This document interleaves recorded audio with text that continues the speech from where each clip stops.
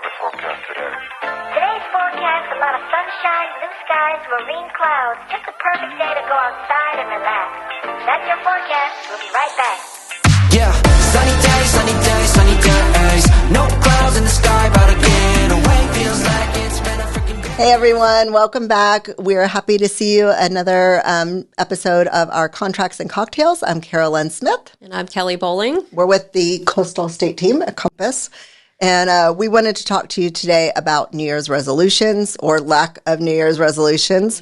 So Kelly really was talking about, this was sort of Kelly's idea because she was talking about that she doesn't do New Year's resolutions. Yeah, I mean, I used to do New Year's resolutions, but then I noticed that like either I didn't remember what they were after like the first week in January, or it was like they weren't attainable or they weren't measurable.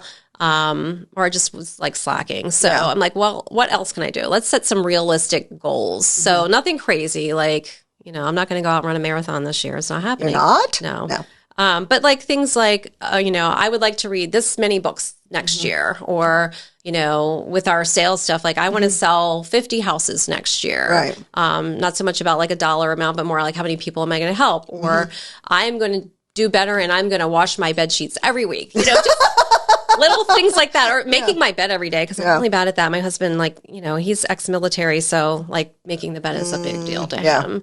And now that he's not sleeping upstairs, and I have been making the bed, he's like, I'm proud of you. Wait, you have to clarify that because people may have missed different stuff, and they're like, why is he not in the doghouse? You know, he had shoulder, what is that, the rotator cuff surgery, and he had a bicep tear repair and some other, I don't know, he's got like 4 entry points on his shoulder. So he's been confined to a recliner. Yes. And he's in this like stabilizer sling. Yeah. And the craziest thing, you know how when you buy a new car? Yeah. And like then all of a sudden everybody has this car on the street? Well, everybody has had the surgery because they will literally come up to him. This happens so many times. And they see his sling. They're like, rotator cuff? And he was like, yeah. And they're like, how you sleeping? He's like, I'm not. And they're like, oh my gosh. And that's the craziest thing. So he's not sleeping great. And that's why he's downstairs. He's in the recliner. Yeah. On the main floor. His old man recliner. It's the, you know, the lift chair. Because we needed a remote. But anyhow, I think we talked about that before. Yes, we did. But people might just be tuning in and going, why doesn't Kelly I'm so far off track in this resolution thing. So this year's goal is to get him healed, right? That's his goal. Yeah. For me, like setting goals is just something that I do instead of like a resolution. And I was looking at my goals that I set for myself last year. They're really not that different than the resolutions, if I'm being honest, because I looked at them and I was like, wow, call it a goal. I might have accomplished one thing on that list this year.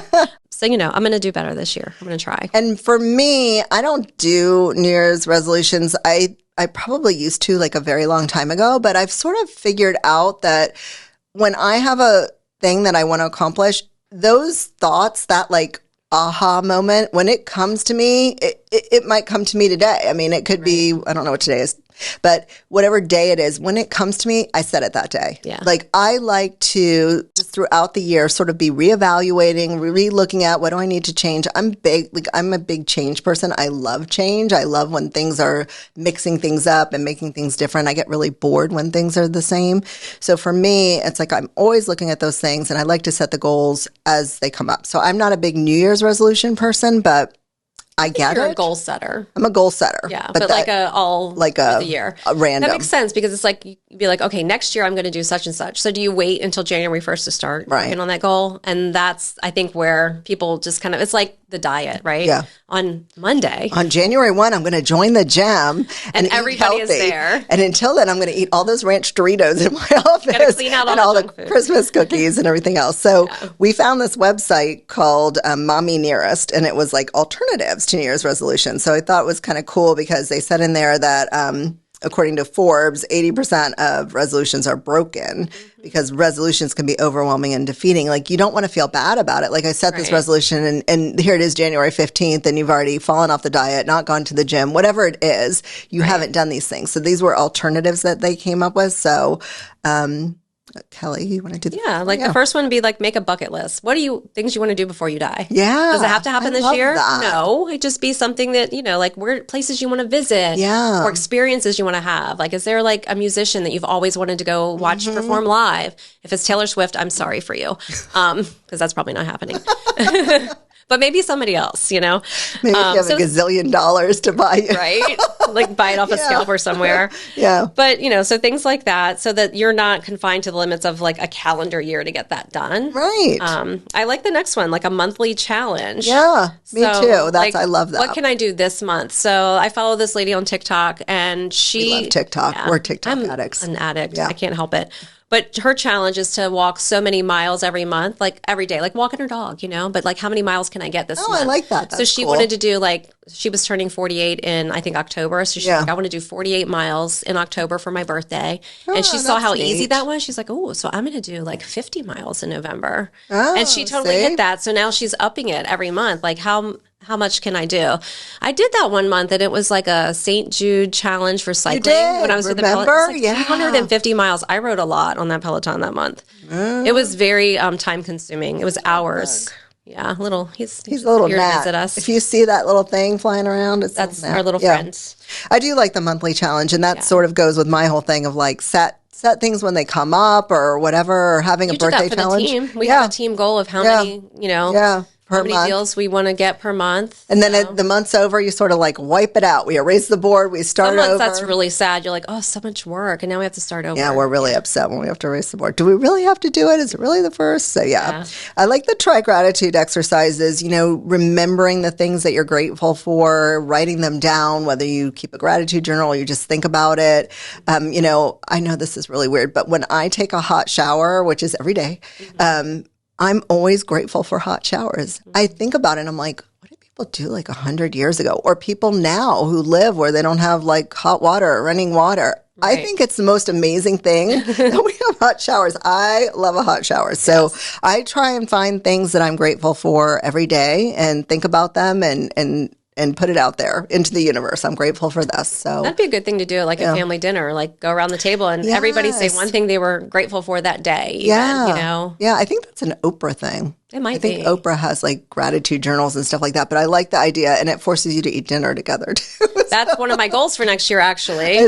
For us to sit at the table, which, we've been doing somewhat regularly. And it doesn't have to be every night, but it's like, come on, we're all going to convene here. We're all going to eat together because like I have a 12-year-old who wants to eat at his computer desk, and then an 18-year-old that wants to take it to his room so he can eat at his computer desk. And then the almost 9-year-old, she wants to sit at the bar high top so she can have her tablet in front of her. And it's like, no, let's all convene. Let's talk about our day.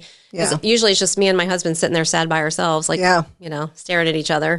Nothing to say. The kids they want their electronics, and they also like, I don't know. They don't like sitting all together. They do. They want to go to their room or go off in another space. And mine are at that age where like they want to like dig at each other. I'm like, what are you doing? Why aren't you eating the regular food? I'm grateful I don't have to sit next to Johnny. It would just be nice, like after I make the 16 different meals that my family wants for dinner every night, that we could maybe convene together. So that's a goal for next year. Yeah. So that's good. And then putting goals in a jar. So like just kind of like writing down a goal as it comes to you, and maybe like putting it aside somewhere so that you can like focus, maybe pull a goal out and be like, we're going to do this one this month or this week or whatever. I wouldn't do this one.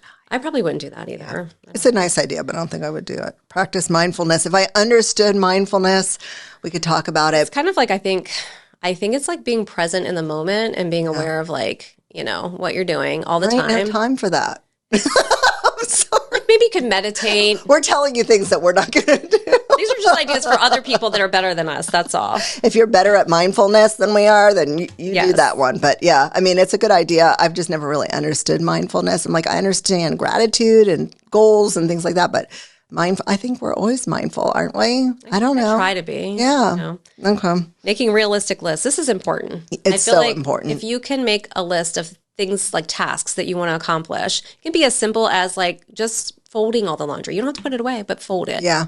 Or I don't know, making sure that your kids are like cleaning their bathroom once a week. And they might not do a great job, but let them try. I think lists, I live by lists. I mean, one of the things I love about having an iPhone is that I used to have lists, and I had those 8.5 by 11 notebooks, and literally at the end of every day, I would rewrite my list for the next day. I live and die by lists. So now I have iPhone notes, so I have different lists, and then you can share your list. Like Kelly and I share our topics for the podcast, and we share lists, or I share lists with my kids, like, hey, do these things.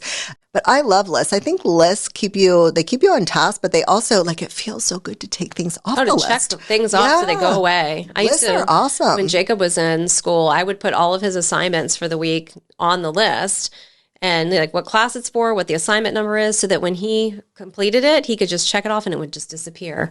And I feel like that was helpful for him to be like, okay, I'm making a dent in this pile. It makes you feel like it could be the smallest thing. It could be folding laundry, folded the laundry. Or brushed their teeth or whatever. Yeah. Crossing it off, checking it off, deleting it, whatever it is that you do, there is such a feeling of accomplishment at the end of the day saying, I did all these things. It's almost like when you're a kid and you get a chore chart. Yeah. And you got to like, put a star on that. Yeah. Like, I did that. Yeah. You know? Yeah. It's like getting the gold star. Yeah. It really is. I encourage people to make lists. I think they're good. Using a vision board. I've tried vision boards and people, I don't know how you feel about vision boards. I don't like vision boards. And the reason is because I don't enjoy the process of making the vision board, like an actual poster with cutout magazine. No. Yeah. I'm not going to go cut out a picture of like a lady on a beach somewhere because I'm on vacation. Right. No. We're putting it on our list. There are people that make digital vision boards. I just don't want to get that involved with it. And I don't think I need to look at a vision board. Like I would do it on a list. I'm not a visual learner either. Bucket list or whatever. Yeah. I'm more like you, like a written task or we're task oriented. That's why we're good realtors. We're not super creative. Call us.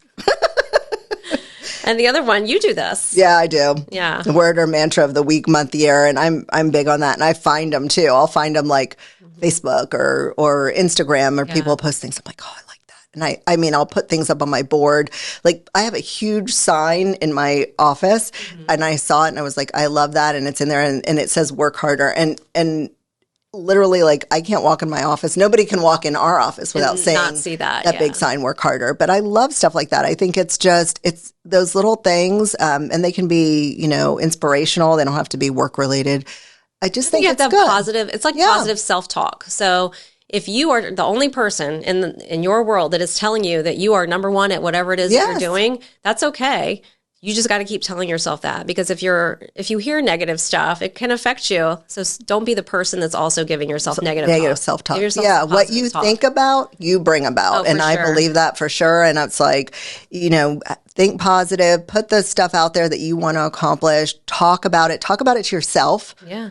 And while that you can do it. While you're taking that hot shower, be repeating it out loud and, or while you're getting ready in the morning or while you're in your car, just whatever it is, those inspirational things, those things that are positive. Right. Yeah, I'm big on that. I believe in it and I think it works. And I think if nothing else, it keeps you in a much more positive mindset. And when we're negative, negativity breeds negativity. So there's a little twist on that I've done with my phones. You can categorize your apps into like clusters of like, my banking, my social media, my like work, whatever, health, these things. So rather than have them labeled like whatever Apple or your device is going to name those grouped items, renaming them things like for your banking, I am rich.